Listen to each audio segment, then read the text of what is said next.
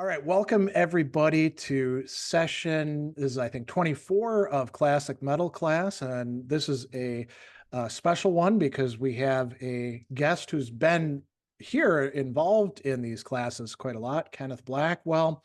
And the reason why we're doing this is Ken is, you could say, our expert witness and memory bank of something that we talked about in the past, but want to get back into now. A really important time in the development of classic metal. It's what we call the new wave of British heavy metal. And just to like give a little bit of background, so Scott and I are both, of course, from America, basically the Midwest. We got to see this, you could say, from the outside. So the bands who were able to rise to prominence, they got themselves into our catalogs. Think about Raven, for example, or of course the very famous Iron Maiden. But there's a lot of bands that just didn't make it. I would guess that for every band that did, there's probably 20 or so bands that got together, played some gigs, didn't quite catch on, maybe never got a record deal.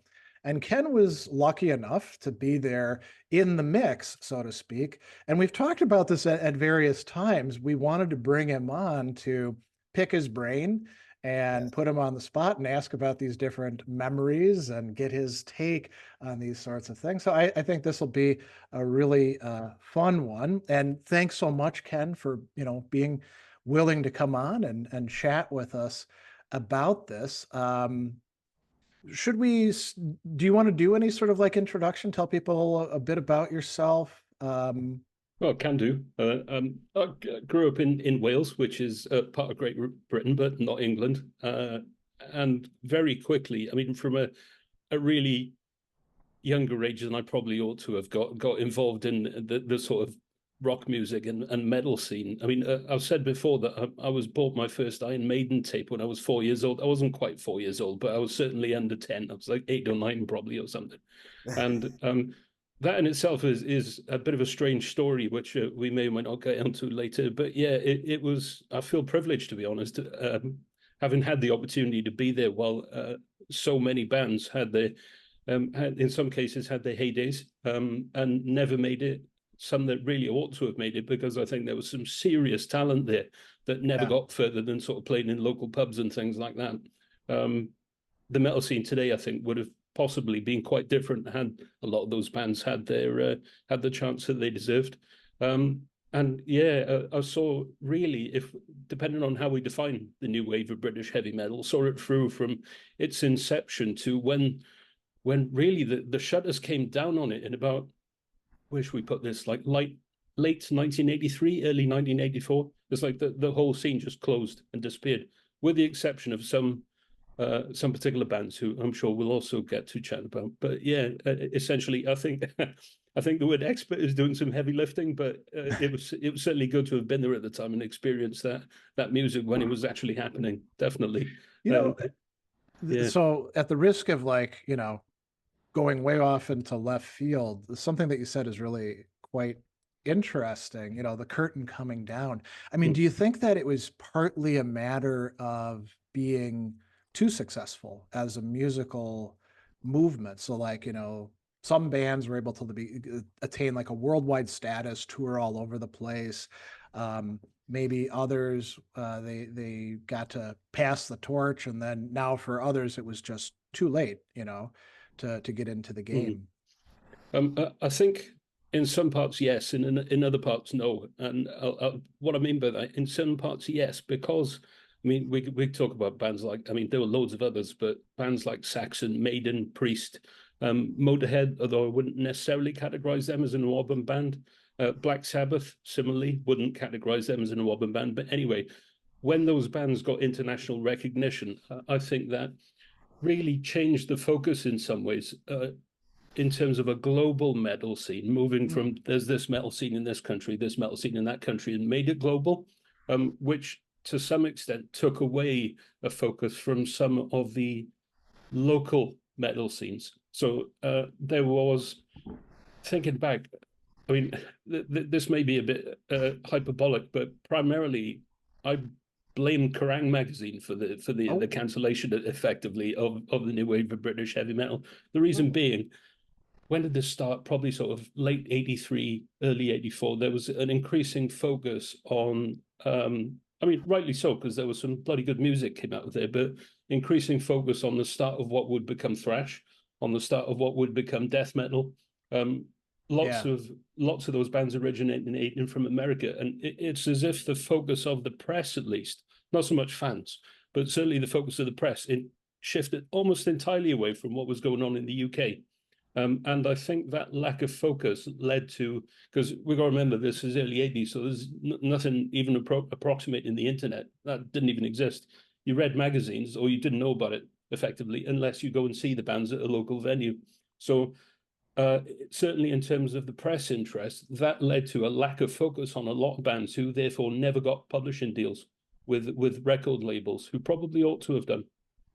So that in combination with people thinking, well, I can't make any money out of this. So much as I love playing in this band with my mates, I need to pay my mortgage and need to pay the electricity bill. So I'm going to go and get a 9 to 5 job or doing whatever, which led to the end of a lot of those metal bands at the time. You know, that again, we're sort of off script here, but I think that's great. Good. So Yeah. you mentioned metal magazines, and Mhm. Scott and I have talked about this a number of times. Out where I lived, nobody read Kerrang because you just couldn't get it.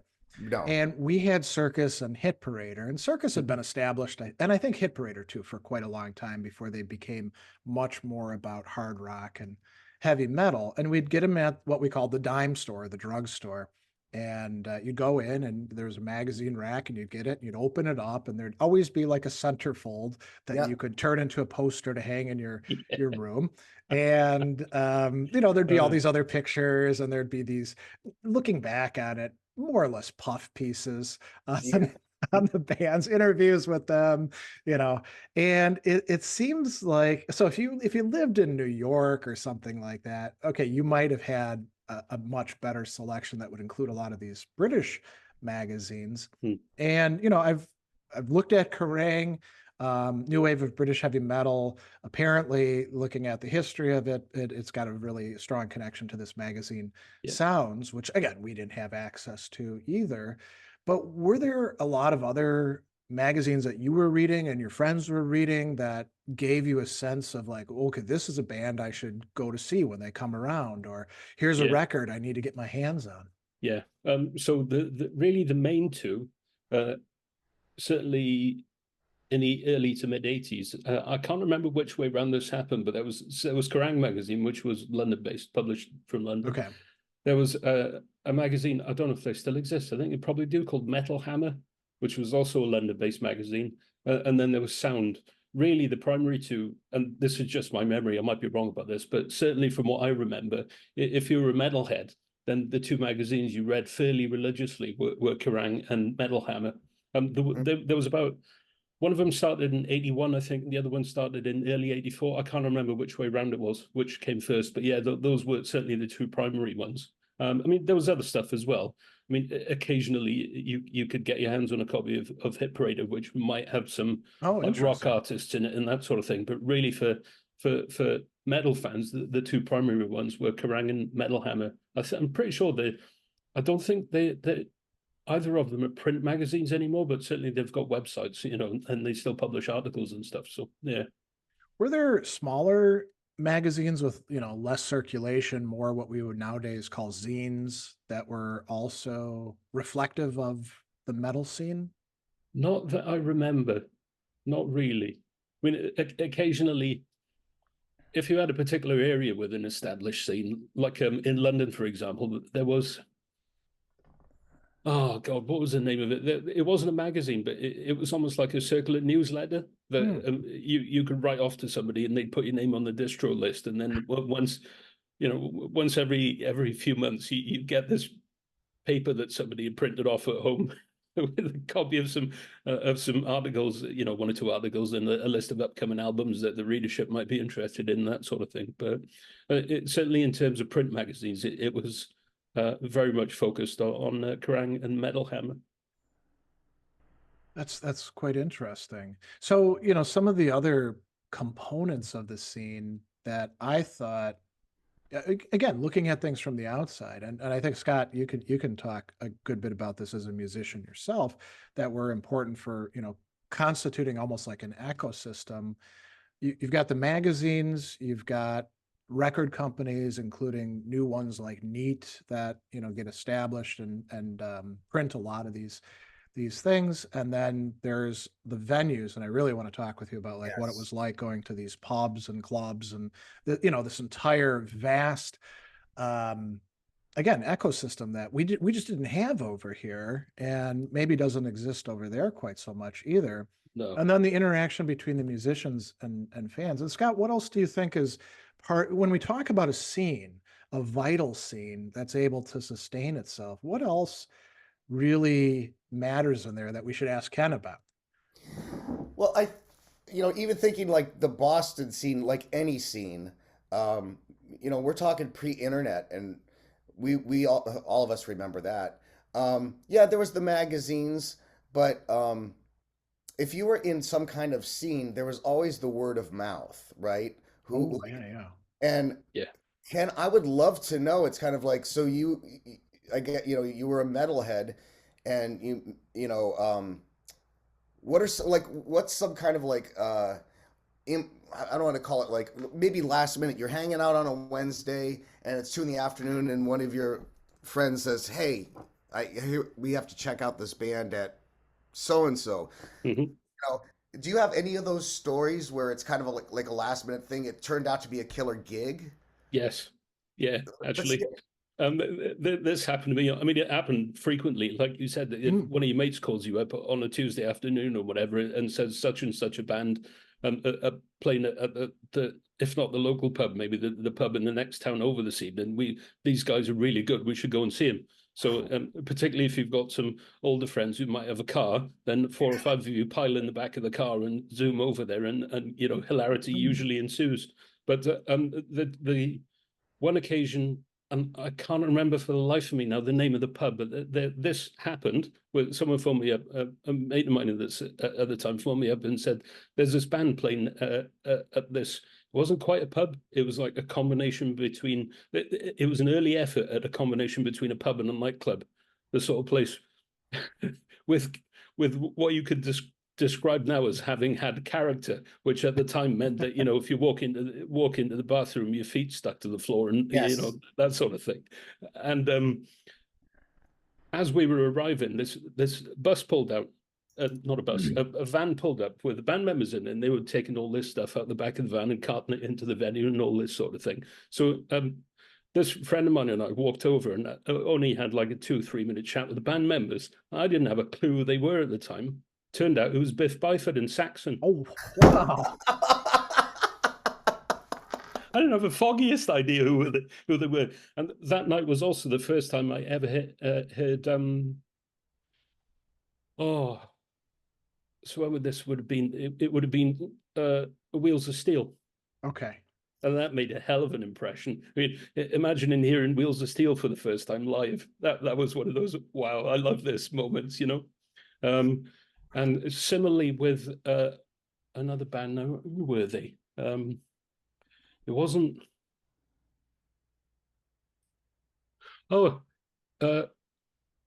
Very similar thing happened, but the band in question were Witchfynde General. Oh, wow. And it was a bit odd because, I mean, they usually get lumped in with new wave of British heavy metal bands, but I think there's a bit of a distinction to be made there, because quite a few of those, there was kind of a subset of NWOBHM bands who were very much, and this goes to the whole NWOBHM thing, having been to some extent a bit of a counterculture against the prevailing attitudes in Britain at the time. But there was a whole subset of NWOBHM bands that had kind of a theatrical horror stroke Satanism theme going on. You got Witchfynde General. There was a band called Hell, we're going to talk about again later on, hopefully. There was a band called Demon. I made a list of these somewhere. There was a band called Holocaust. There was a band called Grim Reaper. Yeah. Oh, Grim yeah. Reaper. Yeah. Angel Witch. I mean, there was loads of them, and in sharp contrast, because people think that that's, or some people at least have opined that that's where black metal started, but it isn't, not at all. These were all bands that had a very kind of theatrical bent on the subject matter. They were, you could almost call them like thespian metal, for want of a better description, rather than being anything that you know, the Wah Wah Hail Satan Brigade. It was a very different take on the whole thing. So yeah, that was another fascinating. I didn't have a clue which Witchfynde General were, but they were great, very very good live act. And So I think, what I was gonna, sorry to interrupt. go What I was gonna ask is, we should make a distinction here. What you mean by pub? Because right. because Oh, right. because Okay. Nadia's always telling me this is not a pub, or this is not a proper pub, or Mhm. to me, Because we're in an American context, and the word Right. pub has been sort of used and abused for all sorts of things. Right. so So I picture it as, you walk in, it's just a bar and then a little tiny stage where like maybe smaller bands would play. mhm. And so Yes. you're saying like Saxon would come in and play just essentially a bar, Yeah. and Yeah. That and that happened a lot. Yeah. and Even with bands who were well on the way to being huge. I mean, this is something that Iron Maiden did frequently. Is that they turn up? I mean, what's the name? The Ruskin Arms in East London was a pub that they started at, and you would get. I mean, a pub as in public house in this country, where yes, you have a bar, load of tables, that sort of thing. Usually a fireplace. They sometimes serve food, but there's somewhere where people go just to socialize and have a few drinks. Some of them made early attempts at being like crossovers with venues or nightclubs and that sort of thing. And yeah, they'd have sometimes in a separate room, sometimes in one corner of the bar, they'd have a stage. I mean, stages were occasionally made of like broken up beer crates or packing crates and this sort of thing. And it was, you'd get a band who'd set up and play, usually, sometimes fairly short, but sometimes they just do like an until you drop, or until the landlord throws everyone out of what. I shouldn't say this because pubs were supposed to close at a particular time, but whatever. Yeah. Until you drop sessions, and those were really in my memory the best, because it was the sort of session where you'd come out of the place absolutely deaf, covered in someone else's beer, and haven't had a fantastic fantastic session. And often enough, particularly with smaller bands, I mean, not so much the bigger bands because they had other places to be, but with smaller bands, they'd stick around and have a drink with the fans afterwards.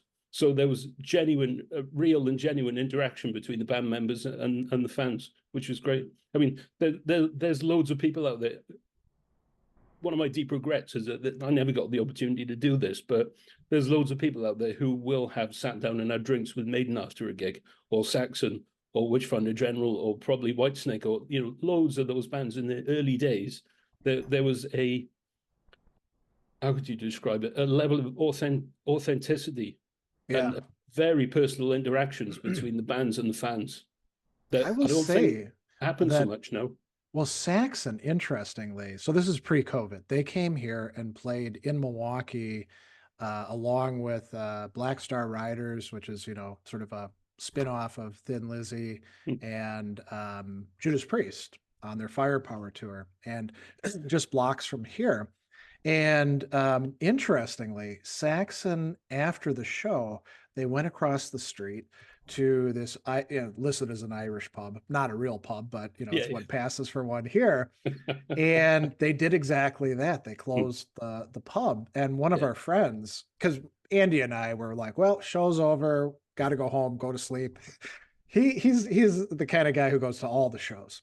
So he went over to the pub because he heard Saxon was there, and he got to like hang out and chat with Biff Byford and a few of the other guys as well, So you know, quite funny. it's stories like this. We all talk, musicians, about paying our dues, and it's something Oh that yeah. we don't see that really, um, in America now. Like, young people, instant gratification, or they want to do it through TikTok. But I do remember like watching the documentaries, and Ken, I'd be really curious about this. Them talking about, like, Adrian Smith saying, I had a little Vox amp, and when I went to join Maiden, they had these Marshall stacks, but then they kind of essentially lived in their cars going from pub to pub. Yeah. Now they had maybe that first EP out, or I don't know. What's the timeline on that? Like with the first couple of albums, like Killers, they were still just paying their dues, sleeping in cars, playing pubs, Yeah. maybe even in front of an audience that doesn't like them, or. Yeah, I mean, at that point, once you got a record deal, even then you might get some sort of advance on the deal, so you've got a little bit of money, but that might upgrade you to something. That might upgrade you from a vehicle in which, if you got stopped by the police, you'd be screwed because they'd confiscate it. To something that was actually road legal and that might take you around places, and rather than sleeping in the van, you might be able to afford to sleep in like a bed and breakfast or something instead. So yeah.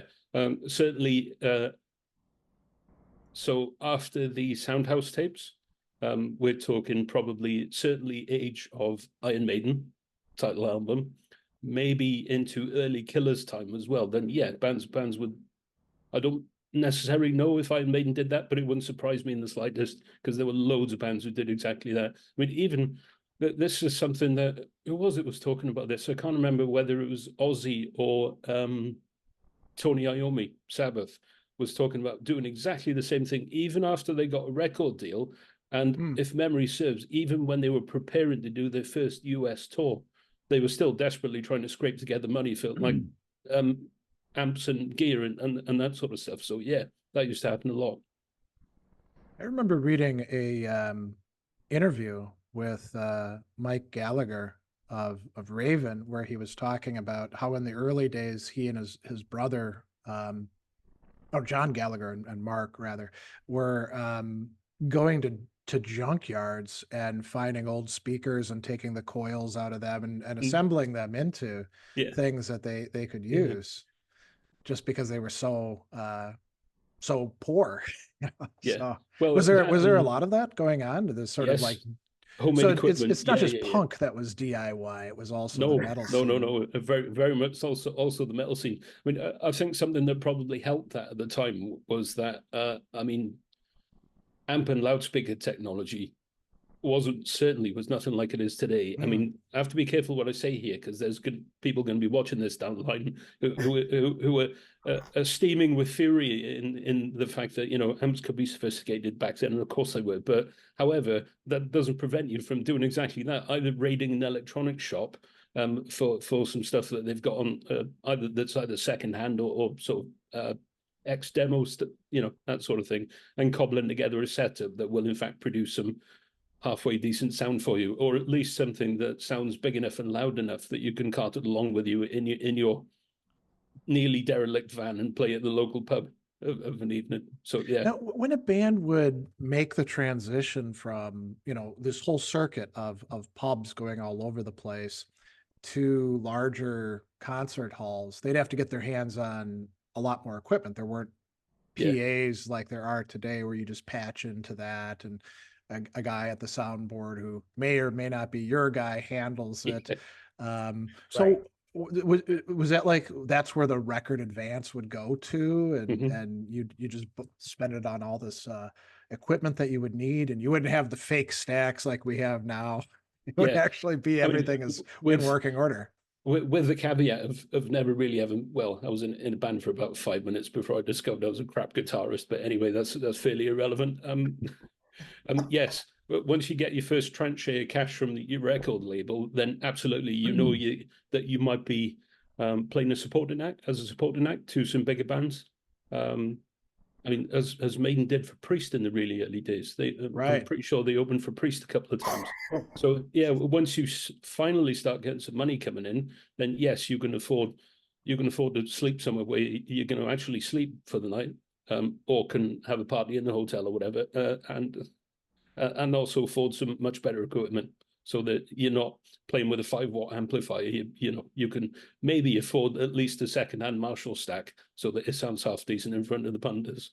So so as far as venues, what I think we should do now is we're talking about pubs, which is like, we've all done it, the lowest of low, and I'm kind of curious about some of the venues, like the Roundhouse, right? What would be the next level up where it's a club? I know the Stones did a famous show at the Roundhouse, but I don't know like what would be like a proper music club that maybe held 300 to 500 people. What are some of those rooms? So back in the day, up until actually relatively recently, the place to go if you're a rock band or a metal band is the Hammersmith Odeon. Yes, but that holds how many people? A lot, right? Well, these days it's been replaced by some huge corporate heap of crap, which, I mean, it's not what it used to be at all. The place has got no character anymore. I mean, it's still got the name, but it's not what it used to be. Back in the day, I mean, I'm pretty sure you could have fitted a few hundred people in there, probably. Yeah. So, I mean, yeah, exactly. No Sleep Till Hammersmith. Exactly. I was just going to ask about that. So that got referenced in so many tracks by so many bands. Well, that's interesting because I've always pictured it as a huge venue, right? No, it was never huge. Okay, so it's kind of intimate, and no matter where you were, you could see the band. Yes. Well, yeah. I mean, it's not like today where they've got these big screens that you look because the figures are this tiny. Worlds away from somewhere like somewhere even in London, like the O2 Arena, which used to be the Dome. I mean, I saw Maiden play there, and it was a fantastic venue, really good acoustics and all the rest of it, but it really doesn't have the same kind of authentic, intimate feel that someone like the original Hammersmith Odeon did. Well, that's interesting because there's so many live albums done at the Hammersmith Odeon. That's how I know about it. Yeah. I mean, even Tears for Fears has one from their '85 tour. It's like, and you always think like, wow, what is this place? And when we would go to London, I'd ask people about it. I guess it's not called that anymore, is it? No, it's called the insert corporate name here, Arena, or some nonsense like that. Well, I would always ask people because I want to go see this epic place, and nobody wants to know what it is. Sadly, it doesn't exist anymore. Okay. Well, let me put it this way: there is still a building there with concerts are held, where concerts are held, but it's not in any way the same place that it once was, where all those awesome live concerts were. I mean, I'm pretty sure, if memory serves, I might be wrong about this, but I'm pretty sure that the Hammersmith Odeon was the place where the loudest ever concert took place, which was, I believe, Motorhead. And someone measured the sound pressure level, and it was some insane number of decibels. I think sure when they did that, they passed up Deep Purple, right? Didn't Deep Purple have a record for? Yeah, the previous record. Yeah. Okay, so that's. This is why it was such a great place to go, because the atmosphere, like I said, you walk out completely deaf, covered in someone else's beer, covered in sweat, and having had a marvelous time. So when we would go to shows, right? Of course, we'd engage in headbanging, and I do remember my ears ringing, and of course, I have some hearing damage from that time. I have tinnitus that will never go away. Fortunately, I like the ringing sound, but I remember coming back from. We'd be driving back in our car, like you said, with 5 guys piled into it. It would never be like a roomy car either. It would always be like somebody's Chevette or something like that. And our necks would be just completely worn out. And then the next day you would really feel it. Yeah. I mean, I don't headbang anymore because I don't have the physical capacity for doing much more than just a gentle back and forth. But, back then that's what we would do. So, I mean, was that, headbanger is sort of a synonym for metalhead. Was that like part of the thing? You headbang until you can't even raise your head anymore? Yes, absolutely. Yeah. And you wake up the next day with a really sore neck and end up taking so many ibuprofen that you rattle. Yeah, definitely. Very much so. Yeah. Headbanging was 100% the thing. Yeah. Well, and mosh pits as well. Oh yeah, I mean, sometimes a mosh pit, certainly with some of the more aggressive bands, you could easily mistake a mosh pit for a mass fight. With the pushing and shoving that went on. Yeah, I don't doubt it. I've actually got some quite significant scars as a result of stuff that happened in mosh pits. Now that I recall, and so I'm talking about like mid '80s rather than early '80s. Because I wasn't going to concerts much until high school. It was mostly like the thrash scene where Mosh was a big deal. Like you wouldn't be doing that, say, at an LA band like Rad or Motley Crue. And you wouldn't be doing that at like an Iron Maiden concert over here. But was that, I mean, was that part, like if you went to see an Iron Maiden show, was there a mosh pit? No, And very no? rarely. No. Okay. But I mean, if you got to see the chance, I mean, again, this is quite a bit later on, but if you got the chance to go and see like Megadeth or Metallica or Slayer, then Okay. yeah, there's definitely going to be a mosh pit, or even some of the European thrash bands, like Creator, the German thrash bands, that Sodom, that sort of thing. Yeah, definitely mosh pits. Yeah. So one of the things that you brought up, just to shift topic a bit, was can we actually, should we define this movement, new wave of British heavy metal? I mean, it's not a genre. That's very clear because it includes a couple different kinds of genres and maybe gave rise or at least supported new genres coming about. So I know that you have some thoughts on possible approaches to defining it. What are your ideas, Ken? Well, I've thought about this quite a lot over the past couple of weeks, and this is actually a really tough one. Really tough one. I mean, I've seen attempts made at defining NWOBHM by other people, and some of them get quite technical in terms of has to be a band signed with, you know, with one of these 5 different record labels, and they have to have been produced by one of these people. That's nonsense. That's complete bollocks. Yeah. What I would say in terms of a definition is that, and this probably happened sometime between about 75 and 80, is that the nature of the music that, you know, was not really then, but certainly now called heavy metal and then NWOBHM did change, definitely changed. Probably around 78 or 79, what we know as heavy metal became louder, faster, more assertive, more aggressive. I mean, even if you look at bands who were by then well established, like Priest. I mean, if you compare albums like Defenders of the Faith and British Steel to their earlier stuff, there's definitely a change there in the the musicality, for want of a better description. I was thinking Black Sabbath as well. I mean, when you look at the late Ozzy era and then the Dio era, you know, Mob Rules and Heaven and Hell are faster, heavier, you know. Yes. Yeah. So I think it would be very, very difficult to define new wave of British heavy metal in isolation, but by comparison to what came before and what came later, there was certainly a change that happened beforehand, which ushered in NWOBHM, and there was certainly, in some respects, a change that happened later, which ushered in a whole other genre, or loads of other genres of metal. Eventually, NWOBHM morphed. It didn't really morph. It's always been there. It just changed. We decided to call it traditional heavy metal instead of NWOBHM. I mean, if you look these days, there are mountains of bands, particularly coming out of South America, bizarrely enough. The metal scene in South America is absolutely on fire at the moment.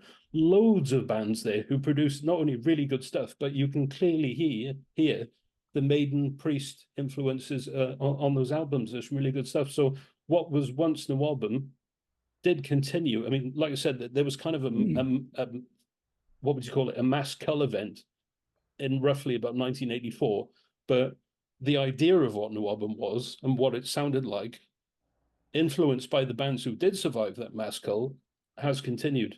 And I think you could credibly say that, at least certainly in the UK, I think this probably would have happened independently in the States anyway, but you could make an argument for things like thrash and extreme metal having come out of the NWOBHM scene. I mean, if you look, they never described themselves as a NWOBHM band, but Venom probably gave rise, or you could argue gave rise to a lot of what we now describe as death metal, black metal, and all that sort of stuff. There was quite a few, not quite a few, there were a few bands who you could probably credibly describe as having at least given rise to the theme of what would later become thrash as well. Yeah. I mean, a lot of those early thrash bands, you look at who they either like very explicitly said they were influenced by. I mean, think about Metallica and Lars Ulrich's love for all these bands at the time, or they'll you see in interviews, the guitarist will say, I was really influenced by Judas Priest or Iron Maiden or Raven or you know, some of the other, well, Motorhead, Tank, some of these other bands. So that makes complete sense. And, you know, I was kind of wondering, usually people get quibbly and they'll, well, Motorhead was around before the new wave of British heavy metal came out. They were influential. They're not a new wave of British heavy metal band. Same thing with Judas Priest. So, I mean, well, and another prime example, Quartz, who tried to get into it, but they were a bit too old. You know, they'd been around for a while. Tommy Iommi was promoting them. So, would you include those as? Would you say that like you didn't have to be starting out in this time period? You could have been around before that, but somehow you still fit into. Yes. Okay. Not so funny enough, not so much Motorhead. I think, and this is something that I think Lemmy always said, rest in peace, Lemmy, is that he always described Motorhead as quite simply a rock band. Yeah. I don't think he even ever described them as a metal band. But anyway, they always stuck to the music that they'd always done. In contrast to that, yes, there were other bands who were around before, Quartz, like you say, but certainly also Judas Priest, who were still very much Priest, but the nature of their music did change a bit. So they went through what I would describe as a NWOBHM phase, rather than still doing what they did. I mean, yes, obviously they were around long before NWOBHM. Would you extend that then, like all the way to Defenders of the Faith? Yeah. Okay. Yeah. I'd say Defenders was arguably their most NWOBHM and their best album of the NWOBHM era. Yeah. Interesting. Yeah. And they did some weird stuff after Defenders, and until we get to. Go ahead. I mean, Point of Entry. What were you thinking? Anyway, until they get to Painkiller, which was obviously, hey, all these young up and coming bands, look what we can do. Yeah. Well, course, a new drummer, right? So you got to try him out, I suppose. Yes, but and that's funny. Not to interrupt, but because that was exactly. I have a lot of students that they're Priest fans, but Painkiller's there. That's the solo to learn for like my students. And that's like that's their album. And it's kind of interesting that, like, you know, something later on that was done, this generation is, and just like you said, look what we can do. Yeah. And they certainly made a statement on that. Well, you remember when we did like that episode on best albums of particular bands. And so we did Dio, Iron Maiden, Judas Priest, Motorhead, and then I think maybe Accept was the other one that we did. So with Judas Priest, it broke down in a very interesting way. Painkiller was the number one, but only because it had more people overall voting for it. If you put together Defenders of the Faith, Screaming for Vengeance, Sin After Sin, and British Steel, those together got way more votes than Painkiller. It just so happened that Painkiller wound up with the most total votes. And it was as if there was a generational break between younger people voting for Painkiller, that's the Priest that they know, and then the rest of us being like, well, Painkiller's great, but these other albums, you know, better. But we were spread across a bunch of albums, whereas Painkiller has this kind of concentration that I don't think Priest has ever attained before, even though Firepower is a great album, you know. It's hard to trump Painkiller in that way. Yeah. I mean, as an anecdote, I remember listening to a radio interview that Rob Halford did. This would have been like early 90s sometime, probably like 92 or 93. And the interviewer, whoever it was, asked Rob Halford the question, and I always remember it, the question was phrased, well, how do you follow that? And the answer was very carefully. But yeah, to the point you made, yes, absolutely. I mean, like you say, Painkiller, absolutely fantastic album. Completely trashed everything that most new metal. I don't even like the term, but any of the junk that was coming out at the time, with some exceptions.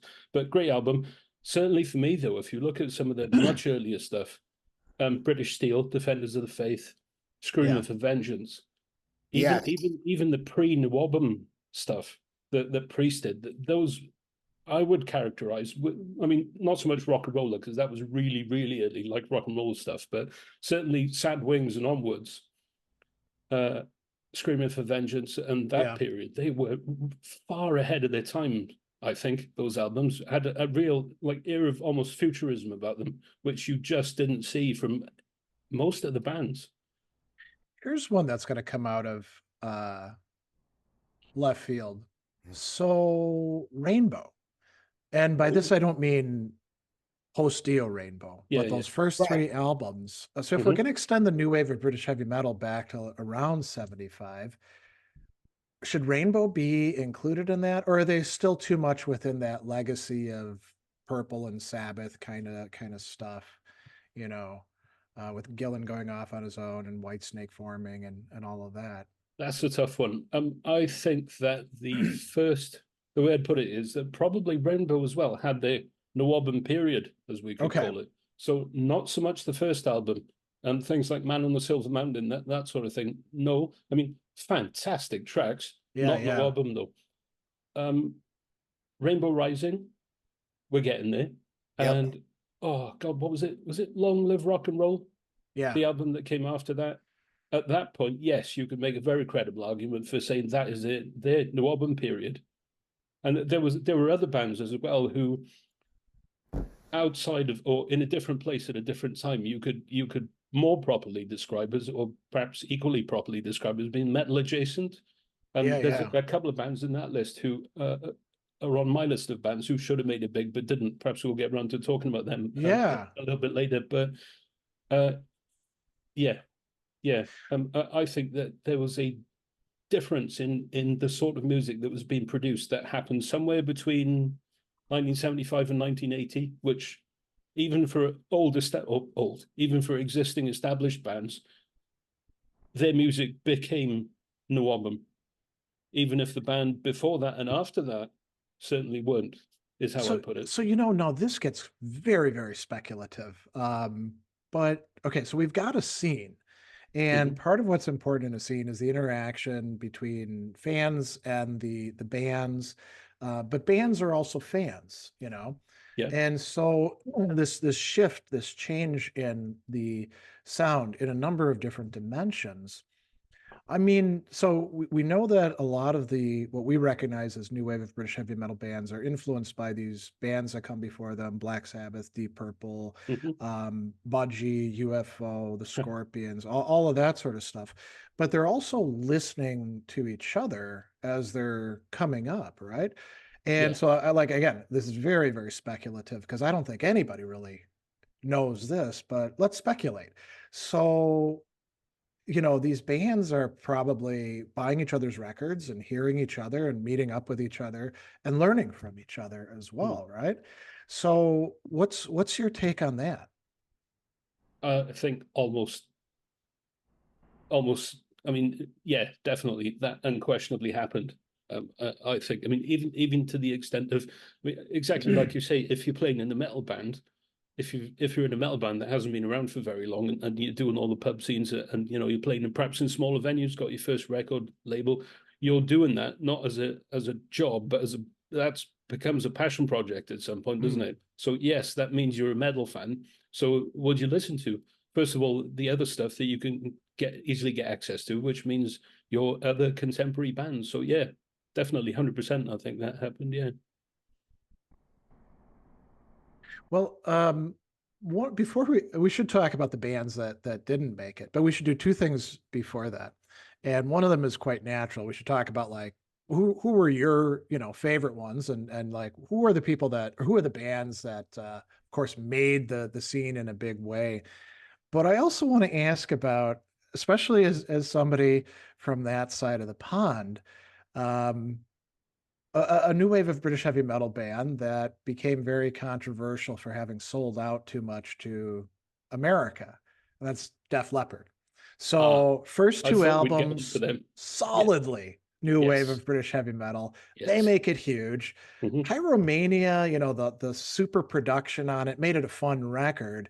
Hmm. Hysteria, and we've got Scott likes Hysteria much more than I do, which is a very low bar because I don't like it at all. You know, I think the tendencies that we saw in Pyromania are carried forward too much, and it's who knows what should we classify it as? Not it's not metal, but it's something. And long before that, though, from what I gather, and so you were there at the time, people in the British Isles were like, that damn Def Leppard, you know, they had their start over here. They're really great, but they sold out. They wanted to be American. Now look at how American they are, Yeah. you know. So this would be even like the Pyromania tour. Yeah. What's your take on that? I was, funny enough, I was going to mention exactly that band, because some people lump them in with NWOBHM bands, and some people refuse to do so, saying that they're not. They were. They're really, exactly like you said, their really early material was unquestionably NWOBHM. It was. They were lumped in with NWOBHM bands. They played the same scenes. You know, they played the same scenes as other NWOBHM bands. However, and I think this is something that the band themselves have freely not admitted to, but have agreed on, was that quite quickly after the first one or two albums, they moved on from NWOBHM. It's not something that they. How can I put this? I don't want to say it's a scene they didn't want to be associated with, but they had their own direction, and it wasn't that. I think they very quickly graduated onto being much more of a kind of a glam rock band, for want of a better description. Yeah. And yeah, they became something different. I mean, in an analogous way to Venom. I mean, in their really, really early days, Venom played stuff which you could conceivably consider to be vaguely similar to NWOBHM, but they had their own ideas. And this is something that, what's his name, Kronos and Mantis, I don't know what their real names are, have both said, is that, yes, in our really, really early days, we played similar stuff to other people, but we wanted to do our own thing. It was different to what was going on. Those bands were all cool. We liked their stuff, and perhaps they like ours. But what we wanted to do was something much more aggressive, is the way they described it, as I understand it. So yeah, again, not in the NWOBHM band. But yeah, Def Leppard, very much in their really, really early days, they were in a NWOBHM band and very quickly moved away from it. And I think it's probably a product of the fact that, and some hindsight comes into this, because the move to glam rock and to a lesser extent the start of thrash and death metal in the US, a lot of people who were huge NWOBHM fans view the rise of glam rock as having contributed materially to the culling of a vast number of NWOBHM bands that took place. So bands that deliberately went from being NWOBHM bands to glam rock are not viewed favorably amongst certain cohorts of the fan base. Well, the Def Leppard thing I want to point out. So you know, High and Dry is my favorite, hands down. I loved Pyromania a lot, but here's what happened, and I think both of you know this. Who was the guitarist? Who was the guitarist on High and Dry Pyromania? Phil Collin had to come in and do a solo. He did the solo to Stagefright, and Phil Collin ended up doing that tour, and it was the introduction of him that brought that whole Hysteria sound, I think. You know, he always says, you know, that was me, you know, and Steve Clark, you know, anytime Vivian Campbell tried to talk about, you know, and he's like, you know, but I think the big change was when Phil Collin went into the band, because if you notice, it kind of kept that direction, and really they only, you know, I won't go see them anymore because they're stuck in 1988. Yeah. They play the same set, you know, and they put out some good records, like, you know, so some good records along the way. And they even a new album, you know, you want to hear 4 or 5 from the new album, they won't do it. They just play all of Hysteria, and I don't love Hysteria. It grew on me, but it was okay. But you know, I was a High and Dry guy, you know, and Pyromania, because they kind of invented that. What do they call it? Kind of pop metal, where it was like the big choruses. Yeah. Like Rock of Ages, and they were kind of like you know, they were kind of doing that. But then I always just think it was the introduction of Phil Collin that brought it a whole different direction. You know, he's just he came from a glam rock band, funny enough. Yeah. Oh, Yeah. did he? Yeah, I think in hindsight, that's probably definitely Interesting. true. Yeah. Yeah. I think they were called Girl. He came from Oh, okay. Yeah, yeah. and he used to wear make. He was, you know, was glam. You know, and that, so while we're talking about like the going glam slash more American commercial thing, so I've heard that Raven wound up getting some flack for that as well. I think was it Back to the Attack or The Pack is Back, or I forget, there's so many acts in it, but it was the same sort of thing where they were told, well, you kind of need to get with the times. I think it was around 85, 86. Hmm. And On is on that, if I remember right, which is a great song, you know. Were there other bands besides Def Leppard, which is the most notable example of this, where they were a new wave of British heavy metal, and then they started going in a more, let's just call it, commercial direction, and then they were viewed as like you've left the fans behind, that were notable in that respect? Not really. I mean, Raven didn't come in for anything like the same level of flack that Def No. Leppard did. Yeah. 'Cause And they it's- recovered from it too. Yeah, they did. Yeah. It's funny. Kind of one of two things happened to bands who survived the great cull of 1984 or 1983 to 1984. They either stuck to doing exactly what they'd done before, in terms of this is the music we like to do. We're just going to do this for the rest of time. Bands like Maiden and Saxon, who knew exactly what they were going to do. You know, this is what we love, and Priest to some extent, or bands that tried deliberately to diversify and move off into different musical areas, and most of the ones that did that failed miserably. And I was thinking Diamond Head would be an example of that, right? With their third album, was it Canterbury? It's a lot softer than. Yes. Yeah. In fact, that's a very good example. Another band whose early stuff was unquestionably NWOBHM, who then fairly quickly moved in a different direction. I mean, we said earlier that they had a new wave of British heavy metal phase. Rainbow would be another prime example. Much softer sound once Dio leaves, and Richie Blackmore is taking it with was it Joe Turner who took over the first album? Okay. Yeah. Praying Mantis was another band. Oh, yeah. Again, unquestionably started off as NWOBHM. How do you describe their latest stuff? Prog, maybe? Hard rock, right? Yeah. Maybe. Yeah. I mean, would you say that about Prog rock. Tigers of Pantang as well? Less so, much less so. Okay. Tigers of Pantang were really always what they continued to be. They were always like a metal adjacent heavy rock band. Great stuff, great music, but I would personally struggle to lump them in with NWOBHM, I think. Okay. So let's come back to the other one that I raised before. We've already mentioned Saxon, Iron Maiden, Judas Priest, Motorhead, Def Leppard for a certain amount of time. We talked a little bit about Raven. We've talked about Venom. Who else, like, sort of, let's call it the second tier of bands on the scene, which doesn't mean that they were in any way bad. They were great, but they're part of the fabric that holds it together. Who would you say are the bands that really are quite important in that respect?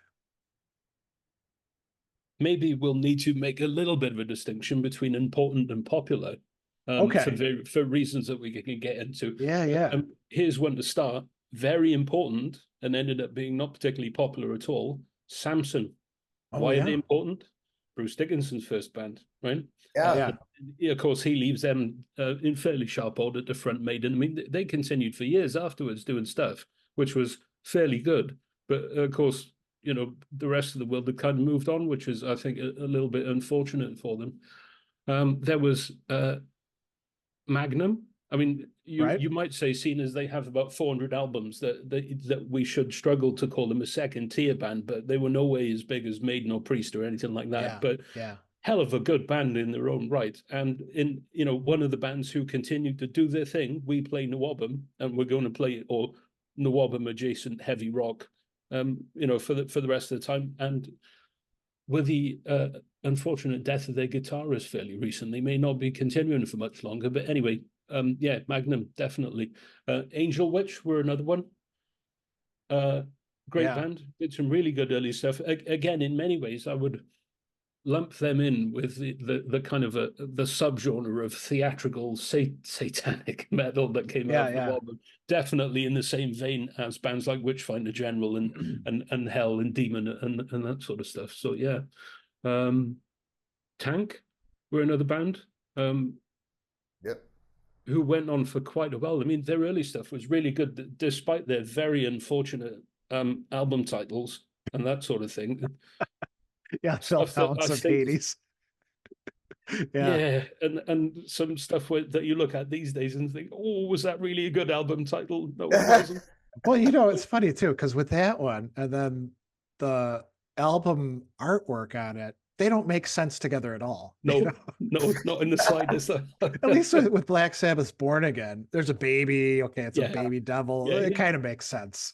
Yeah. I don't know. I can only imagine that both the album title and the artwork for it originated from some drunk discussion session at some point. But a band who's musically very good, and to some extent, I mean, God, they would have faced some criticism for their album titles these days, but a band who probably should have been bigger than they were, because their actual musical and the kind of consistent themes to it and that sort of thing was good for the time.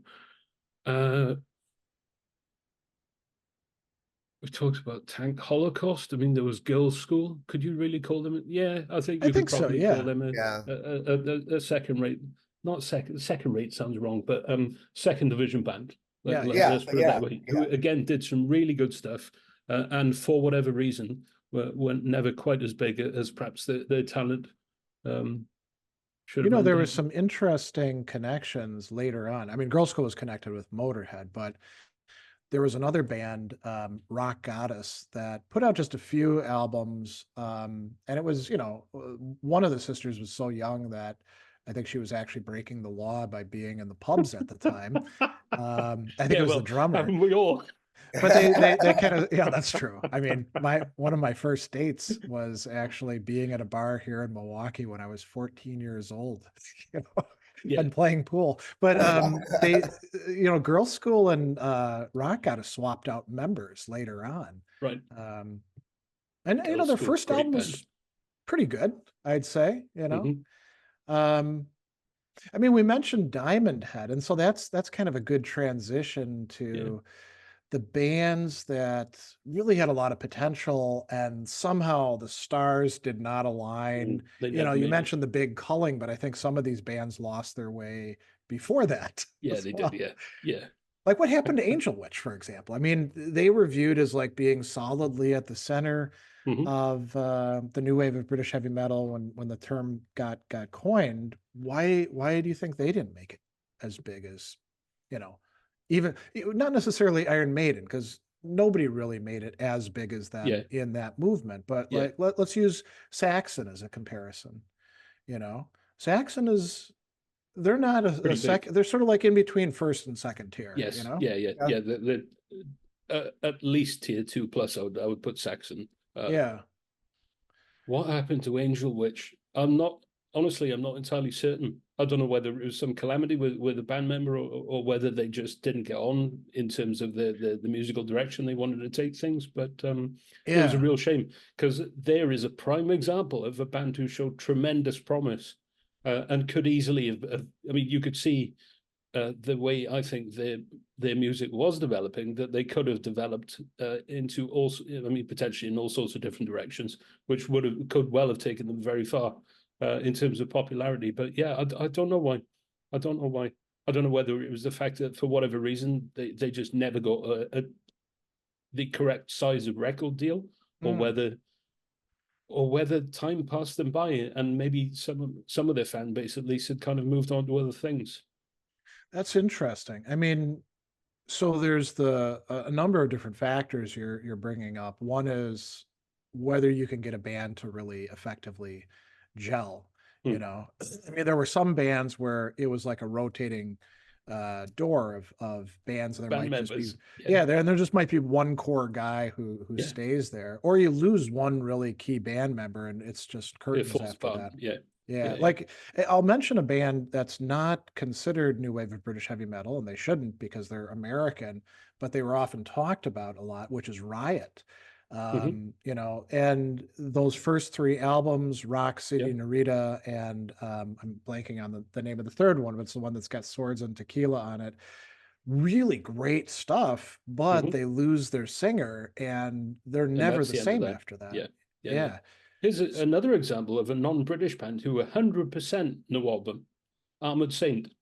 Oh, Oh, very interesting. I was that wasn't the one I was thinking you would bring up, Yeah. but If now they were that's good. Make the case. if they were, I mean, just listen to their musical styles, their musical Yeah. themes, plonk them somewhere in Britain, and they would 100% be right at the middle of the early NWOBHM scene. No question about that. Because I mean, even now, the stuff they're doing now is very, I don't want to use the word similar, but thematically and in construction and that sort of thing, quite similar to the stuff that Maiden are doing at the moment. Would you say that Cirith Ungol would fit, like if you'd taken them out of LA and plunked them into Britain, Hmm. would they have been a new wave of British heavy metal band? I mean, certainly in the early days, yeah, probably. Yeah, they probably Okay. would have been. Yeah, yeah, yeah. Who else would you? I mean, I've been kind of kicking this idea around of new wave of British heavy metal bands that weren't actually British. Who else would you include in there? Are there any others that come to mind? Like would Loudness possibly be in that genre, even though they're way over in Japan? Yeah, yeah, I think you can make a good case for that. I mean, again, in terms of, I mean, I'm not an expert on this sort of thing. In Scott, you'll know much more about this than I will. But in terms of their kind of like what comes across as being their playing techniques in the music, and in terms of thematics and all that sort of thing, yeah, absolutely, no album. Just happened to be in a different place at the time. Yeah. yeah. Are there any that you can think of, Scott, where you're like, yeah, this not technically British, but they could fit in there? You know, there's always a and they'll deny it, but like Blue Oyster Cult. Oh, yes, because Interesting. absolutely. I mean, not so much the latest stuff, but of the period. Right, I mean, of the like time. Yeah. if we want to go between like 77 and 83, 84, for example. Uh, Okay. And I that's the mean, cutoff point with them. Yeah. yeah. I mean, look at what happens on. I mean, all these like best rock compilation album number 2372. What do you find? You get Run to the Hills, Yeah. Paranoid by Black Sabbath, and always Don't Fear the Reaper by Yeah. Blue Oyster Cult. Thematically very similar. So yeah, I mean, again, I think had NWOBHM continued, and if we'd want to Hmm. lump Blue Oyster Cult in with them, that we might think of them as potentially progressing in a slightly heavier direction than they did. But I mean, that could easily have happened. So yeah, in terms of the very early original stuff, yeah, absolutely, yeah. Yeah, they had their heavier stuff Eric Bloom sang, but only the stuff that Buck sang, like Reaper, made it on the radio. And I Mm. Hmm. guess their answer is Eric Bloom didn't have a voice for radio. You know, he's more of like, Yeah, he usually sang the heavier tunes. yes, yeah. Yeah. Well, you know, that is a great segue into something else. So, growing up here in the Midwest, a lot of these bands, even the big ones like Iron Maiden, who, you know, attained a worldwide status, we wouldn't really hear them much on the radio. I mean, there could be like metal shows that would play really late at night. Hmm. Um, I mean, there were some exceptions. You'd hear the Scorpions, you'd hear some other, you know, metal bands as well, but you know, Judas Priest, Iron Maiden, Motorhead, you weren't going to hear them Hmm. at all, and you certainly weren't going to hear Saxon or Raven or, you know, these other new wave of British heavy metal bands. What was it like in Britain? Were they getting airplay much in any venue, or was it mostly you'd get to hear them because your friends had an album, or you'd go to the pub and you'd hear them, or things like that? I can't remember when this started, but yes, there was the BBC in a moment of probably from their perspective regrettable clarity on a Friday night, because I mean, let's digression a little bit. This is a super stuffy traditionalist organization in the early 80s. I mean, Yeah. heavy metal, good Lord, we can't have that satanic nonsense on the radio here. Don't you know we're British? Anyway, at some point, the BBC, in a moment of drastic enlightenment, introduced a rock show on a Friday, or did it start on a Thursday? Anyway, can't remember. One night a week, had a 2-hour slot. It was Friday. It was called the Friday Rock Show, with the person presenting the show was a chap by the name of Tommy Vance, who later went to America when the BBC reverted to standard and cancelled it. But yeah, so you could listen to heavy metal, and surprisingly internationally as well, because Tommy Vance was obviously an actual heavy metal fanatic, same as everybody listening to the show. So he would certainly make the effort to get, like, I mean, you get him playing tracks from import discs and all that sort of thing from all around the world. So that was really, by and large, one of the main ways to expose yourself to music from other countries, until the rise of what we might describe as proto thrash and death metal. At that point, Metallica was everywhere. Later, later on, Guns N' Roses, Megadeth, Slayer, and lots of other bands. But in the really early days, much less so. Yeah. Interesting. Yeah. Well, go ahead. We eventually had MTV. What was it called? The Headbangers Ball. Headbangers Ball. Well, they did that originally because there were so many requests that were coming in for metal stuff that they were like, well, we can't be doing metal all the time. We'll cordon it off over here. Yeah. But you had to have a video. And so I think that really kept a lot of the, lower level bands out. Mm-hmm. Yeah. Even bands like Iron Maiden didn't have a lot of videos at the time. No. And it appears that a lot of their videos were just kind of done at that time because they're like, well, people want videos. Let's throw some crap together. Yeah. And I think, this may be a bit contentious, but as I understand it, MTV in particular were famously antagonistic towards Iron Maiden for reasons which surpass my understanding. Huh. I wonder why. I mean, I don't know whether it's to do with the same reason that they never got on the radio. I mean, they did, but I mean, would you play Run to the Hills 7 trillion times? I mean, it's a great song, but come on, they do other stuff. The reason Maiden never really got airtime, and this is something that, who was it said in an interview? It might have been Nico, was that because they tended to do longer songs due to the themes of their songs. Their songs tended to be too long to play on a radio station because you want to do like 500 songs during a day or whatever, so that all the music publishers get equal airtime. And Maiden never let them do that, so they never got a decent amount of airtime, which is part of the reason why they've always been so good to their fans, because they recognize word of mouth and people going around to their mates' houses and the local pub or listening on the occasional Friday night on between 10 and midnight or some ridiculous time that the Friday Rock Show was on. This is the only way that we're going to get more fans. Yeah. So in exchange for that, we turn up and do try to put on a professional performance. Yeah. But yeah, music videos though. I think probably the only Maiden music videos I've ever seen were kind of accidents, probably. Or like you said, chuck something together because we've got to do a video at some point. Yeah, get some stock footage. I mean, Run to the Hills is a great example of that, right? Or Wasted Years, kind of. Right? Yeah.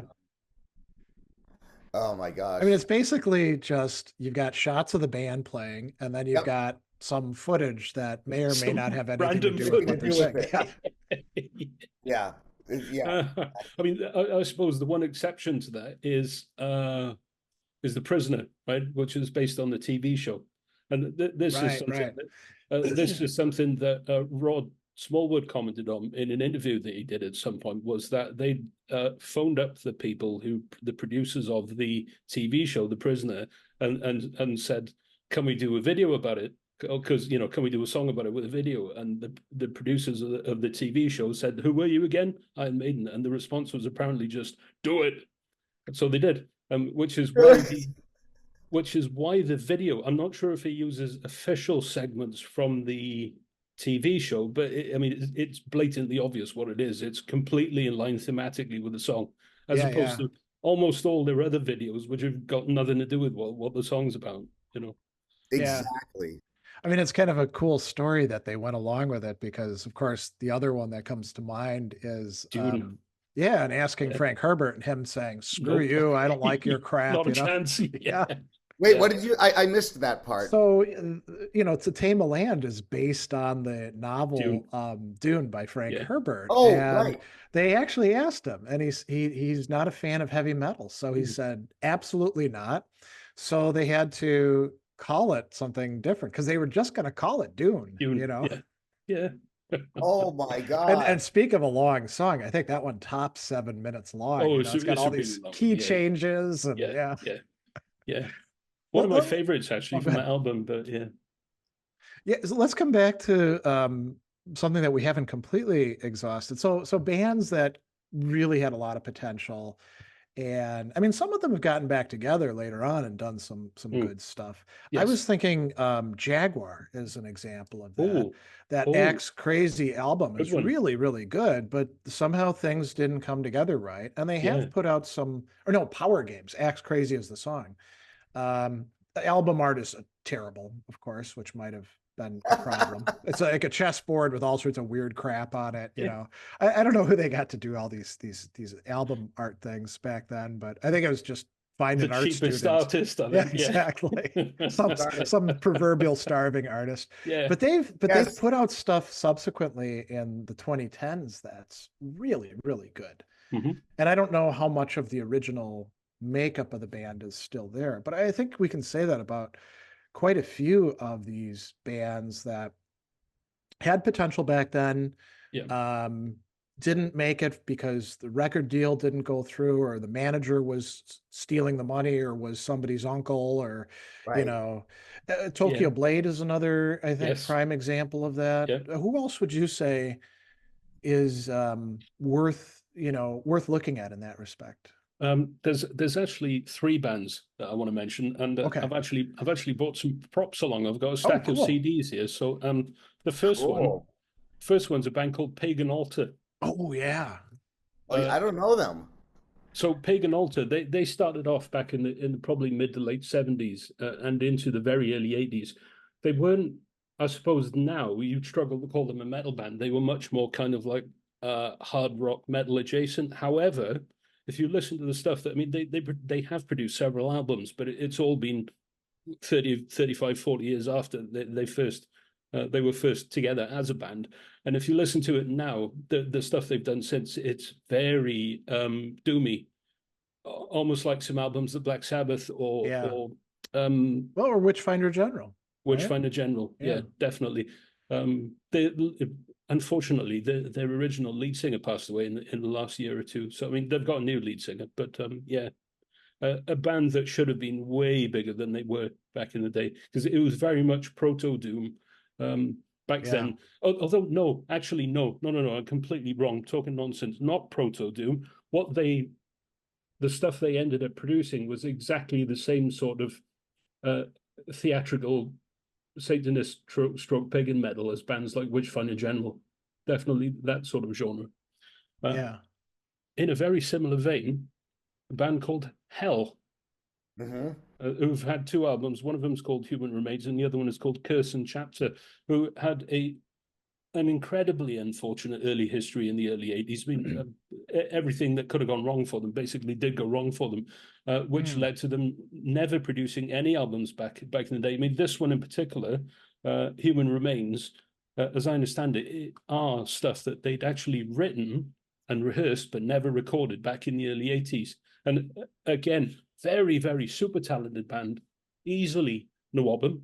You put that album back in probably 1982 and 93, and they what should have deserved to have been as equally popular as the likes of Maiden or Saxon or Priest. They were really, really good. And now have come out with their own modern album, which is called Curse and Chapter, with Andy Sneap on guitar. And really? Also, Interesting. Andy Sneap gets everywhere. Yeah, I suppose he does. Priest to all sorts of bands, but really showcases not only his many and varied abilities as a producer, but also as a guitarist. The guy's really talented. Really talented. We got to see him with Priest here several times in Milwaukee, and I'm actually very happy with him and Richie Faulkner as replacing KK Downing and Glenn Tipton. You know, such energy that they both bring to it. You know, and the solos, they don't make any mistakes, either of those guys. No, and to be fair, I think something that really helps is certainly from all the like interviews and talks that I've done, it would appear that Rob Halford actually gets on really well with both of them. And so you do get that the band sort of gels together, and you get better music as a result of that. This is going to sound like a trick question. The third band I wanted to mention, as having never caught a break, is a band called Iron Maiden. At which point everyone thinks, "What the hell are you talking about?" Is that maybe a clone of the Iron Maiden we know, or not a clone? They were another band called Iron Maiden. Oh, really? Who had an album way back in the day called Maiden Journey. Again, kind of I mean, this dates back to, I mean, I guess you could claim that they were really pre-NWOBHM, because this was like 75, I want to say, or thereabouts. But very much a proto-doom band who you could easily see, had they progressed any further, developing into either NWOBHM or one of the kind of like theatrical doomy type bands like Hell and Witchfynde in general, that sort of thing. The real shame that they never got a break, because what they did produce, their one and only album, I mean, they're really talented, really talented. Had they managed to make it, though, the Iron Maiden that we know would have had to have changed their name, and who knows what that would have led to. Who knows what history would have led to. Mark says Hell's live shows are great, at least I've seen them on YouTube. Yeah, look them up on YouTube. Definitely agree with that. Yeah, excellent. As Pagan Altar also put on a really good live show. Oh yeah, this is going to be a first, but I got to get my plug, or I'm going to leave this session. My computer's going to die, but I can hear you. Okay, cool. Well, I have a bit of a off the wall question to see if you've got any answers to it. I know I brought it up to you earlier, and this is just complete trivia silliness. So Trifecta Titles, where the name of the band is the name of their debut album, and they also have a song like that. So Iron Maiden, right? The song Iron Maiden, really great on the album Iron Maiden. And Angel Witch is pretty famous for that as well. You know, I could actually hear it in my head, you know, you're an angel witch, you're an angel witch. It's quite good, you know. And then the other day, I came across another example, a band called Cloven Hoof, that actually has an album, Cloven Hoof, and a song, Cloven Hoof, which is quite good, and I think solidly within the new wave of British heavy metal. Are there any others that come to mind where, and you know, it's kind of weird that, you know, you'd think this is a little bit too much of the name, isn't it? But it works in some cases. Are there any others that you can think of? The only other one I could think of, unfortunately, I say it's not unfortunate because they're a damn fine band, but the only other one I could think of aren't a NWOBHM band. The only other one I could think of is, of course, Metal Church. Right. Oh, how do we forget Metal Church? Because they're American. Only church, you know, I know, the time was right. We were on that subject. That's a good one. Yeah, great band. I mean, again, worth pointing out.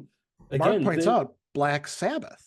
Yes, of course, Black Sabbath. Not new wave of British heavy metal, but that's a band that works. Again, Metal Church. If you go really way, I mean, not even there's the sort of Hear the Children Play and that area, but if you go really back to their first stuff, you could conceivably lump that in with having a kind of a NWOBHM-ish sound as well before they put the finger on the accelerator, so to speak. Yeah, usually they get portrayed as a thrash band, but that early stuff isn't really thrash, is it? Yeah, I mean, you I suppose we could argue about subgenres and subcategorizations endlessly, but I think you could probably say that they're really early stuff while being verging on proto speed metal, proto thrash, had a definite NWOBHM influence stroke characteristic in it. Same, actually, if you go right back to the start, the really early Slayer stuff had NWOBHM influences. Okay, yeah. I mean, it's good to point this stuff out because I think a lot of times people are looking backwards as if these categories are very nicely defined and you can like draw this line here and stuff like that. And they forget how sloppy, maybe that's the wrong word, but permeable these categories were. I remember reading an early interview with Kronos from Venom where he's asked, what kind of metal do you play?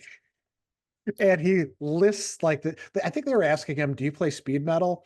And he was like, we play power metal, we play black metal, we play, and it was like 5 different categories. Right. And you think about what counts as power metal today, and you're like, well, no, this is not power metal at all. I mean, power metal would at least be well produced, and it would have guitar solos that are really quite nice and sort of harmonic nature to it.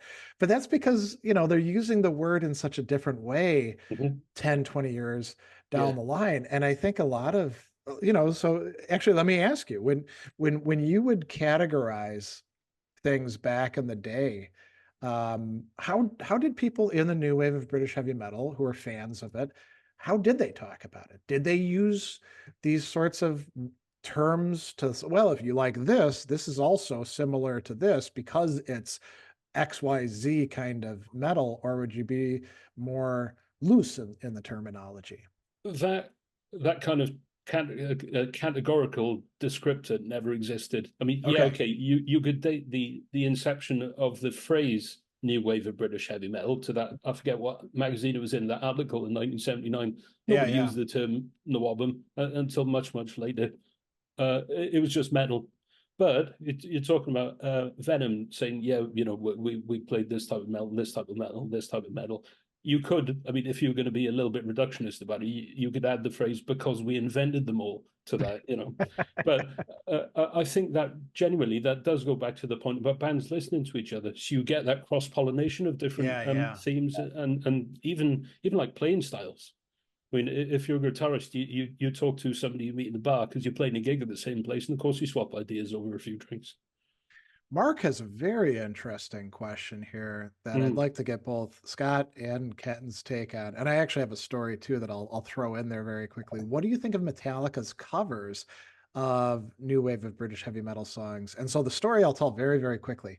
My oldest child, Kat, is a huge fan of metal, has been since she was a kid because I played it in the car she was driving around. And we were on a trip together. It's about 4 or 5 years back.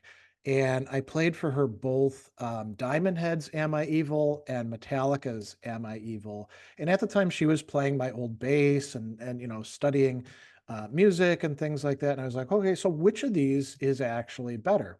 And she gave the right answer, which is Diamond Head's. And she was able to explain why. Metallica's is heavier, right?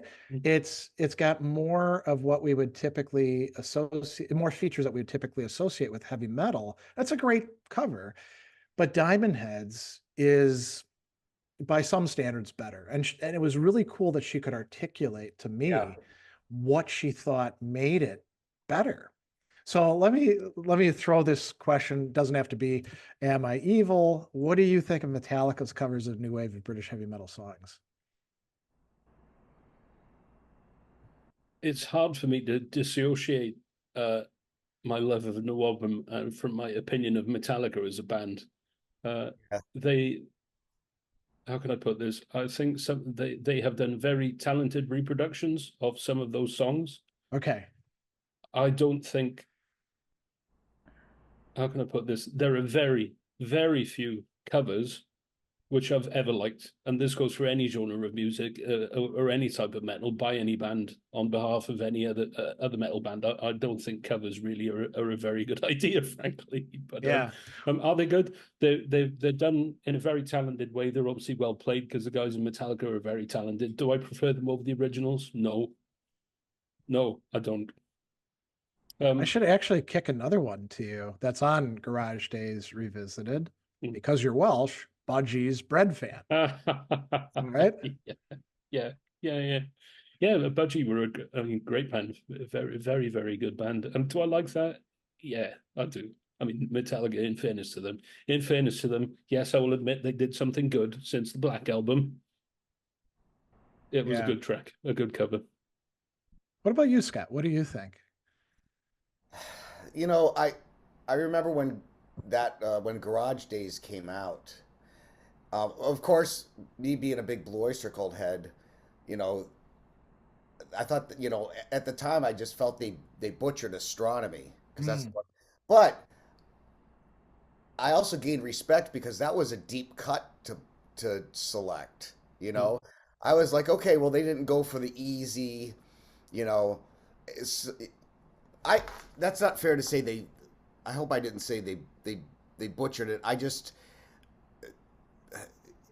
I like the original or like the live version from Some Enchanted Evening. That to me is the tune. I didn't really enjoy the Metallica version of a lot of the tunes.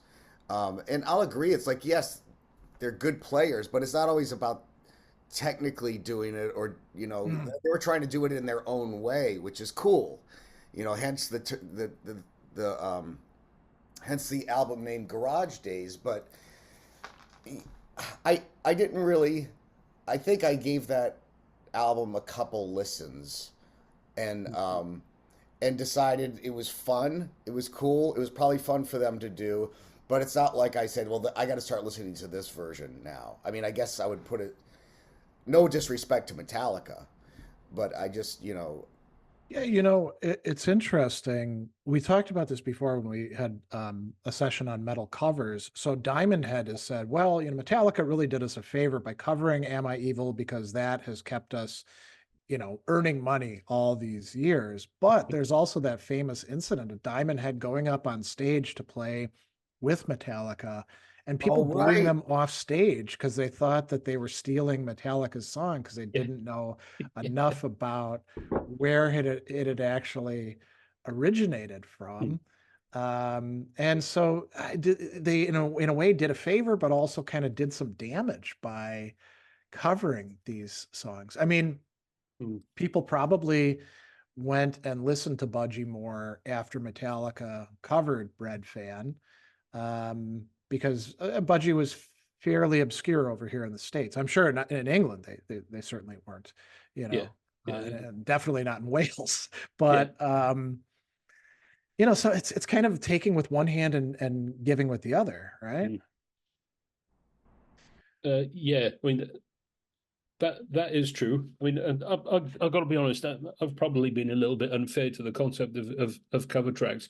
An entire compilation album of cover tracks, which I actually really enjoyed, including a very well done one by Metallica, was the tribute album that was created after Dio passed away for the cancer charity that he was a member of. That's got some really good cover material on it. It's well worth it. I can't remember what it's called though. I've a copy of it here somewhere, but yeah, very good. I'll have to take a look at that. They're covers of all sorts of different tracks that Dio did, both his solo stuff, his stuff with Rainbow, and his stuff with Black Sabbath. Very, very good. To answer Mark's question there about Ulrich's selection for the NWOBHM collection, 79 Revisited album. Yeah, the guy picked some really good tracks for that. I'm looking at it right now. I've never actually listened to it, but yeah, reading down the list, there's a lot in here where you're like, yeah, this is, if I had to pick a song, this is definitely one of them. Like Diamond Head's Helpless rather than Am I Evil? Yep. Oh wow, there's one I haven't heard in a long, long time. It's Fight with the Devil, Hollow Ground. Wow. Yeah, there's a couple in there where it's kind of obvious, like they get included in every anthology. Girlschool's Demolition Boys, Motorcycle Man, Saxon. Okay, that kind See, of tracks. what the thing I really like about Lars, his choices that he's put on this album, with some exceptions. I mean, yes, with some exceptions, but there are lots of things on there where you certainly wouldn't pick that particular track by that particular band as being on, the next Pointless compilation album. I mean, Sanctuary by Iron Maiden, for example, that never gets played anywhere. That's never been part of any compilation album. So yeah, interesting choice. Yeah, or Angel Dust by Venom's another one. Yeah. That's one that really catches your eye. And then there was another one that I saw in there that was like, yeah, this Captured City, Praying Mantis. Samson's Vice Versa. That's a slow, softer track, except for the parts where it gets hard. They actually did produce a video for it, which is kind of a goofy thing. Oh, I didn't know that. Interesting. Oh yeah, you should check it out. It's so backstory is, it's not quite a rock opera thing, but they produced a really cheesy, typically 1980s kind of story thing with weird things happening and fights and stuff like that. And I guess there were two songs that were supposed to be in it, sandwiched with each other. So there's a constant story that goes through both of them. And they made very few videos. This is one of the videos that they made. But yeah, I think it's pretty good. And Def Leppard, Get Your Rocks Off. Yeah. So yeah, good compilation album. It would be interesting we could do this some other time, talk about other key compilation albums. I got to know quite a few new wave of British heavy metal bands because of something that was produced and then immediately found its way into the bargain bin at department stores here in the United States. And that was Metal Killers Collection. Oh, so yeah. It was thanks to them that I found out about Tank. They had Run Like Hell on there. They had Girlschool's Demolition Boys. They had a few stinkers in there as well that where you're like, I'm not sure this is metal, but a lot of it was really quite good. That's a very interesting question, actually, because I suppose the question is then, if you're going to do a compilation album, either only involving one band or involving like a single genre compilation album, how do you do it so that you can both include some really interesting material, but also not be identical to the last 50 compilation albums? Right. So yeah, that'd be an interesting thing to have a think about. I've thought about, list making. And so we're all, kind of older guys now at this point. Fortunate enough to have lived through the formative years. I mean, we were all too young to be going to concerts with some of the bands in the early 70s. I mean, I was born in 1970. So obviously I wasn't going to see Black Sabbath or Deep Purple back then. Right? But we came up in the late 70s, early 80s. I think all of us were fortunate enough, as you were mentioning, Ken, to have older friends or family members who could clue us into this cool stuff that was out there.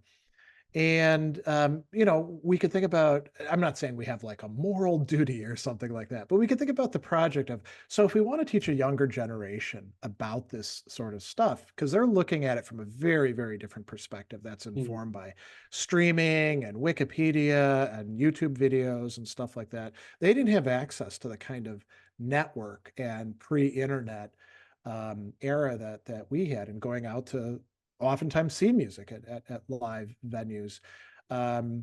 It's an interesting exercise to think about what would we produce almost as here's your cultural education materials for younger people. You want to know about the new wave of British heavy metal? All right, here's 40 tracks. This will not just give you the popular stuff, or as you were saying, Ken, the stuff that's on every single compilation album. This will give you a sense of what it was like, but also give you breadcrumbs where to go next. Yeah, not necessarily the most popular stuff, but what you might consider to be the most important from an influence perspective.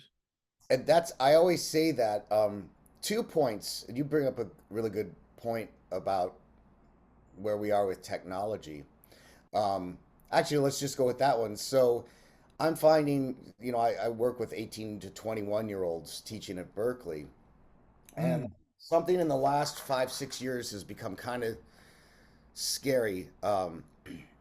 So, we all remember at the beginning of this, well, we'll have access to everything, we'll know so much more, they'll be so much more literate. Um, and I've done this exercise now where I'll take a student who's come to Berkeley as a guitar principal, rock, right? And I'll look at the student and I'll run down a list like this. Do you know who Peter Frampton is? No. Oh, Who's the guitarist for U2? I don't know. And then I'll continue on a list like this.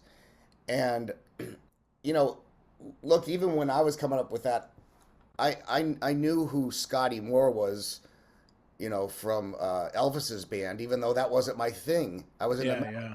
but like I knew who Lawrence Welk was because my grandpa watched it, and like we knew all this stuff about what we did just because we traded records, and it's fascinating that we knew so much more back then.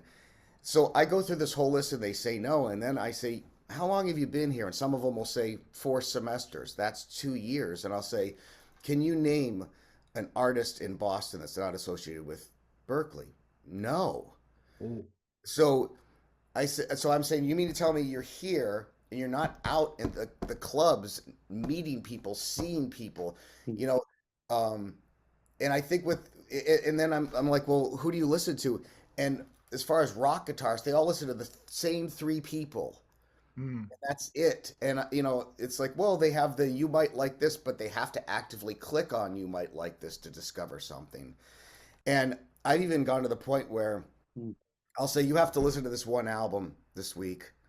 And back in the day, we'd have to get in our car, drive to the record store, find who had it in stock, right? And next week, did you listen to it? No. And it's kind of scary and interesting that pre-internet we were exposed to so much more. It's the mindset. So this idea of a compilation, it's kind of like with the younger generation, I don't think they'd even listen to it. I mean, it's not that they're all like that. Some of them have parents that listen to it as they grew up, but it's kind of a disturbing thing how we're talking about that. We started this discussion off by talking about, paying their dues and then your friend calling you the day and going to the show. And, it was really our pleasure to be there to listen to the music, or it was our pleasure to like get the last copy of the new Deep Purple, when Perfect Strangers came out or whatever. And it's kind of like this conversation we're having right now is kind of sad because you don't hear people talking like that are coming up now. They're more want to be on TikTok, or they want to they want instant gratification. So it's really interesting that I think just this thing would be fascinating for them to watch if they had the attention span, because the stories Ken is saying. Yeah. I think there's a wider point there about how to learn about different cultures. If you want to study a different, and it doesn't matter what it is, it could be rock or mods or heavy metal or being an opera fan, it could be whatever. Right. You can read about it in a book. You can watch documentaries about it, which will only take you so far. If you really want to learn about it, you have to immerse yourself in it. Yes. That's how you get a proper full picture of what that particular culture is about. I mean, do you think so? We'd be going upstream in this, but do you think that you could say that there is some potential that the internet has provided us with? I mean, look at those of us. Me and Scott are over here in the States. Ken, you're over there on the other side of the Atlantic. Mark is participating from down in South Africa, and we could have viewers potentially down the line from anywhere all over the world who say, oh yeah, there's some good points being made there. Maybe virtual communities provide us with, for those who are interested, for those who can figure out where to find them, ways of having that not quite immersion, right? Because you're never fully immersed virtually. You're Well, still, oh, go you ahead. say that, but something that can, I mean, let's take that example. Somebody watches this video, I don't know, 4 years down the line, who lives in Poland or Japan or wherever, it doesn't matter where, and thinks, Yeah. this is really cool, this sounds really interesting. What I'm going to go and do is find my local community and immerse myself there. That's That would it. be a great way to find different resources, different people, you know, places, bands, the list goes on. Yeah. Well, provided there is a local community, though. Yeah, I mean, yeah, I mean, if that was part of the problem for us growing up way out in the sticks, you know, you couldn't go to the local pub and hear a band because there wasn't any local pub.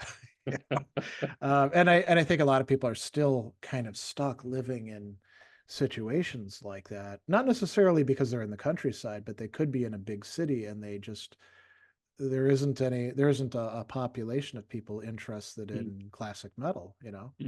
Now, Poland, that's not going to be a problem, I gather. You know, they seem to be quite Probably into not. it over Yeah, there. yeah. And as you remarked too, like in South America, boy, it seems like there's a lot of resources for it there too. Yeah. There's a couple, I mean, there's probably loads of them, but there's a few YouTube channels who I follow who focus on traditional heavy metal bands, what we would call NWOBHM bands, Yeah. but modern ones. And there are some absolutely cracking bands coming out of South America at the moment. There's the traditional metal scene in South America is apparently absolutely on fire. Well worth researching. Some really, really cracking albums. Mark has a really interesting question. There are a Oh, lot of channels on YouTube that are dedicated to archiving records, singles, EPs, LPs of traditional metal bands from the 70s to 90s. Some are incredibly obscure. What's your take on that? Is it copyright infringement or piracy, or important in preserving these songs which might not be otherwise preserved? cultural preservation is what that is, to my Yeah. mind. I mean, if there is any copyright infringement, it's probably a lot of these bands don't exist anymore, and some of the members are dead. So Yeah. I don't think it makes any difference. I was able to learn about a lot of the bands that I never even, you know, had an inkling about through two main things. One was Pandora, because when Pandora first came out using the Musical Genome Project, they would say, okay, you like this band, you're probably going to like this band. And I'd never heard of them, but I'd hear them and then I'd be like, holy shit, this is great stuff. But then YouTube was an absolute godsend, even for bands that are still around. Like if you want to hear Tank's Honor and Blood, you cannot do so on Apple Music except for a few songs. I think there's maybe a dispute about royalties or something going on, so they just kind of like put it all off on the side.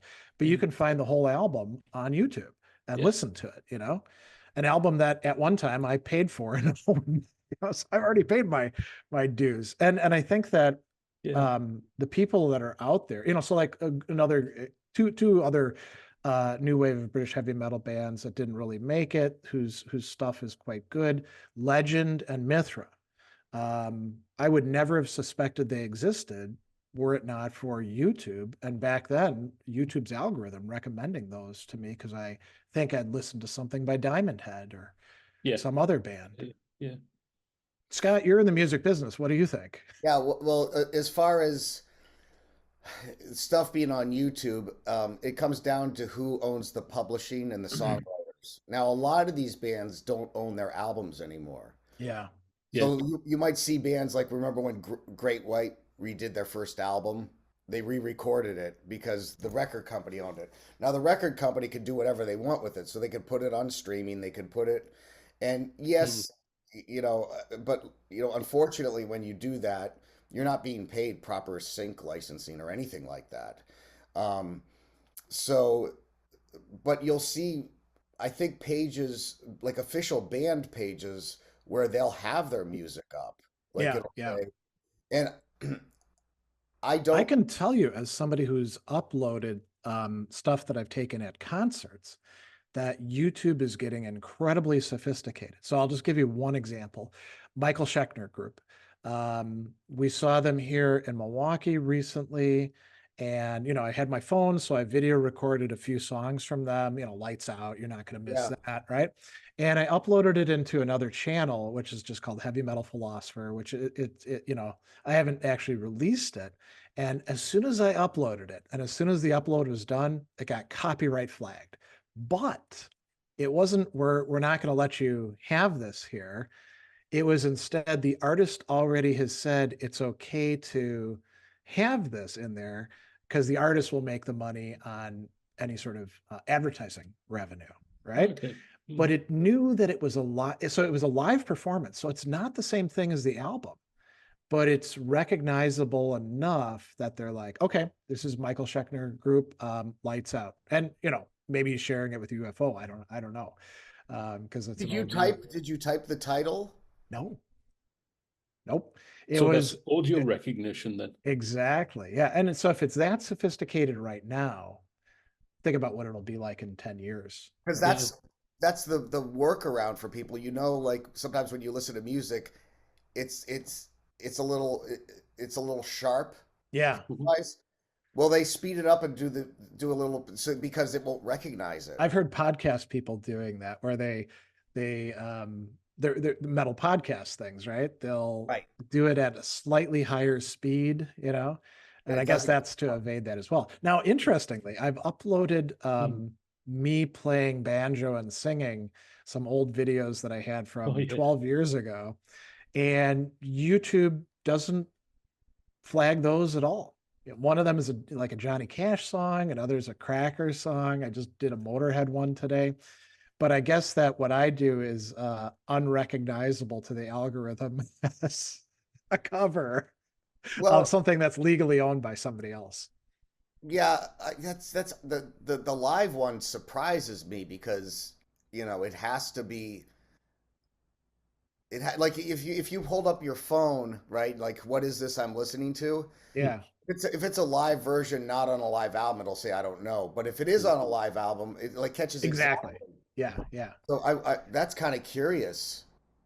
I know like Keith Jarrett and Herbie Hancock, whoever owns their stuff. I've done transcriptions where I play along with the album, like a minute of Okay. it, and I'll put it up, and then they'll like take it down, and then I just argue it's for educational purposes, which it Mhm. is. I'm Yeah. doing a small bit. Here's a transcription. Here's what you can learn from it. Yeah. It's funny how they even with me playing on top of it, it's like it is pretty. I mean, that could be a good thing in some ways, but Yeah.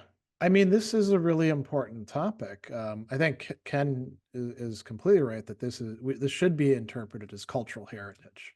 That should belong yeah, to all of us if we want it. Yeah. But unfortunately, these big companies that own the catalogs, they want to make their money and restrict it. And I It's fun. suppose you could say with a few bands, the ones who really never made it, they're probably not in Yeah. the Yeah. How do you even access that material? Does it even exist anymore? I mean, even like, I've got it's not here because it's in a secure location. I have an original pressing of Maiden Soundhouse tapes from oh '79 wow. oh my on God. record. And I looked it up the other day. They're worth absurd amounts of money, which is why it's in secure storage. But anyway, the point is that even going way back, things like vinyl pressings and tapes, that medium has a lifespan. So Yeah. there's mountains of some really original stuff. I mean, stuff that ought to be recorded out there that is eventually going to be lost unless it can be properly archived and digitized. Yep. And that's something that I think that things like copyright strikes and that is potentially very detrimental to.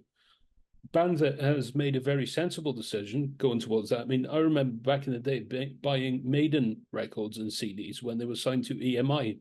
If you look at the back of a Maiden CD now, all their music is owned by Iron Maiden Holdings Incorporated. Oh, interesting. They've bought their music back from the publishers effectively, as I Or understand they it. held on to their publishing, which was smart, which is hard to Yeah, do. yeah. Yeah, I mean, they had Rod Smallwood, Mhm. and Steve Harris is a brilliant guy too on the back end as well, which gives them a huge advantage over so many Yeah. other bands. Like, I don't think Judas Priest, they probably don't own all of their own stuff, right? No, I don't think they do. Yeah. That's a really good question. Yeah, there's stories of like Joni Mitchell, what who was she signed to in the early '80s? oh, Geffen, and she went Yeah. to David Geffen and said, "You aren't doing anything with these tapes. Let me have them." And he's like, "No, I own them." She's like, "But they're out of print." Like just, and she talked him into handing over the tapes. But that's a rare case because he was just, Yeah. he had them on ice. She's like, at least put them out, or I'll put them out. Yeah. And Well, there's so many cases. I mean, going all the way back into the late 70s where the record companies would have some stuff from a band and then they would release it. And sometimes the band wouldn't even know until it hit the record stores. Yeah. Yeah. yes, Yeah. Yeah. And yeah, usually they wouldn't see any money from it either. Mm. that's yeah, that's tough. And now it's worse than ever. Of course, people are willing to give it away for free. But that's a whole other subject. Yeah. But And we oh, go ahead. I was just going to say, last point. Here's the potential loss, though. That one record that band recorded back in '79 or whatever, that got one release, and then the band disbanded and went their separate ways. That record was never released again. But 50 years later, some kid listens to that record and thinks, this is genius, I'm going to be a rock guitarist. And Yeah. then suddenly you get some huge, incredibly successful mega band because of that one influence that came Yep. from listening to that thing, which would otherwise be at the risk of being forgotten about. Right, that- exactly. That's the same example. Like, put it out of print. There's no way to find it. Yeah. There's no way to know it exists. Yeah. It exists. That's very different from somebody that's making music and finished it today, and then just started paying people thousands of dollars to give it away so they get exposure. It's a very different thing. Archiving and all that. It's a very. I think it's important as well. Being able to find something obscure. And I think when YouTube was first coming out, before it got bought out by Google and turned into the huge, company that it is today, I think that's what a lot of people were doing when they were playing their album and then uploading a little bit of album art and putting the time signatures in for these obscure bands. They thought they were just simply archiving it. Yeah. And YouTube was set up well for that sort of thing. It's no longer quite so hospitable to that, I guess you could say. But there's still all that stuff out there. It hasn't been scoured from YouTube yet. Yeah. Thankfully, yeah. I don't think. Yeah, I think it's. Yeah, the live stuff. I mean, it can be. I understand when the bands, well, especially comedians, don't want you recording their shows because, Yeah. you tend to take less risks then. You tend to, or you have a special show that New York hasn't seen yet. But, it's almost like I wish like more bands would release like, oh, here we found some tapes from the this tour and we're gonna release them. Yeah. They were recorded. It didn't take an investment to make it, and sell it as a download or whatever. It'd be something I'd be very interested in. Because you ever think of like, I would love to hear these songs live, but I was never able to. And then, well, we do have those tapes in the archives, and they're just sitting there, and that'd be kind of cool. Like, you get a series of albums. Like, imagine, one good show from every Maiden tour as a box. Yeah. Oh wow, yeah, that would be cool. Yeah. Well, one of my biggest ever regrets, or one of my biggest regrets musically, is that sadly I never got to see Black Sabbath play live when Dio was with them. I would dearly, because Mob Rules in particular is one of my probably 5 albums that would be my like Desert Island disc that I could just put on repeat and never tire of listening to. And it's a real shame that I never got to hear that live. But yeah, definitely that sort of thing, like the dare I say it, compilation album of best or compilation set of best live sets by a band or a range of different bands. That'd be awesome. Yeah. Yeah, that would be really cool. Well, we should wrap up. We've been chatting for nearly 2 hours, and it's doubtless getting rather late by you, Ken. And I'm so happy that you could join us for this and contribute your expertise and experience and memories and insights. This has been fantastic for me, and I've got to say that doing a little bit of research into some stuff I haven't heard in a little while beforehand has been a real trip down memory lane. So it's been a privilege, and thank you so much for the invite. Ken, it's our pleasure. I've been looking forward to this. Really, Greg can tell you, I've been looking forward to having you on and chatting and hearing your stories, and I so appreciate it. I know Greg does too. And you've contributed so much to previous sessions with, Yes, you have. comments and insights and stuff like that. So yeah, we're Well, delighted to have had you Heavy on. metal has been a passion of mine for a long time. All of us, yeah. I mean, that's Yeah, so all of that's us, maybe right? a good place to close. It's really wonderful to get together with people where, they have like a depth of expertise, and you don't have to like explain everything from the start, and you can say, yeah, what do you think about Raven? And they're like, Yeah. this, or Mm. pick whatever other band. Or if you don't know the band, you're like, oh, who are they like? Well, you got to understand, they were like Witchfynde, Yeah. so yeah, that's really Witchfynde. quite. Yeah. I mean, we'll talk about second tier bands, but Yeah. Yeah, second tier, yeah. all Well, right. Well, thanks so much Uh, for joining us, and it's Great been great. Good stuff. Pleasure. I can take care. You All too. right. Cheers.